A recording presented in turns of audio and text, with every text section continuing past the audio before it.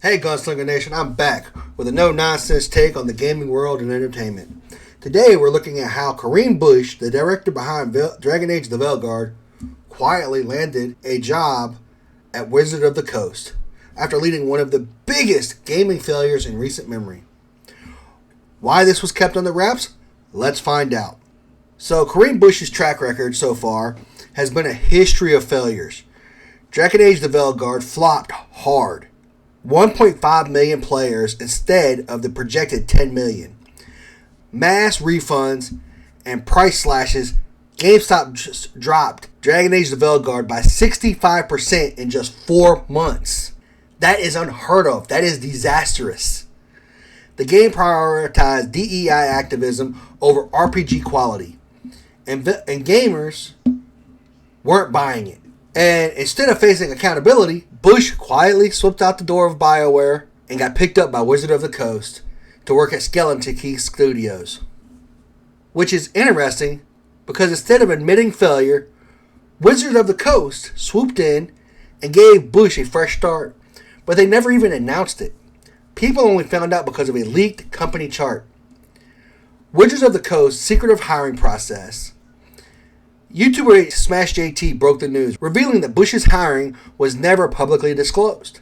Instead, an internal company chart leaked exposed her new position as game director at Skeleton Key Studios.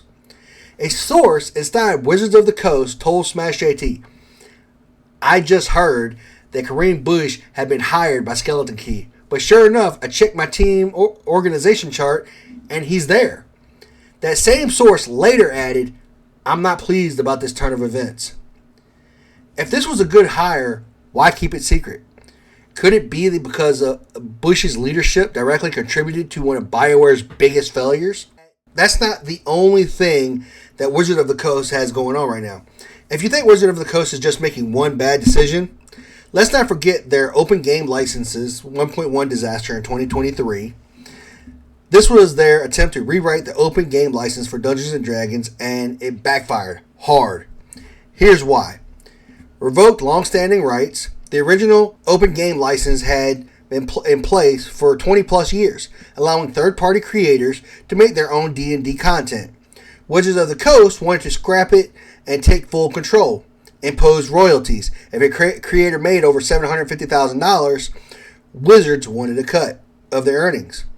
Gave the Wizards of the Coast ownership rights. The new license would have let Wizard claim ownership over third-party content, letting them steal ideas without compensation. The backlash was instant.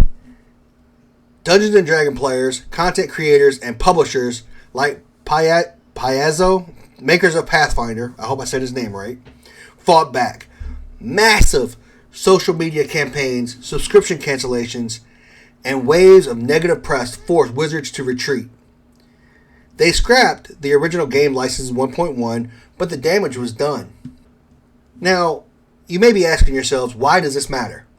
The open game license fiasco showed exactly how out of touch Wizards of the Coast is with their audience.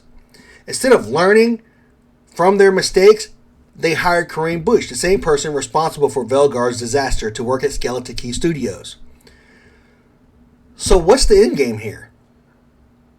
Are they setting themselves up for another failure, or do they think gamers will just shut up and accept whatever they put out? Which is interesting because that hasn't worked so far. And Wizards of the Coast is basically doubling down on their failures. This fits a pattern. Companies hire developers who push ideological messaging over actual game quality. Wizards of the Coast has already alienated their core audience with bad Magic the Gathering and Dungeons & Dragons decisions. Now Bush is on board. They're doubling down. Reports suggest Bush may be working on Exodus, a new AAA title under Archetype Entertainment, which has ties to former BioWare developers. There have also been reports that Bush may be working on the new Dungeons & Dragons. And if you ask me, the gaming industry should be hiring based on skill and results, not identity politics or failed connections.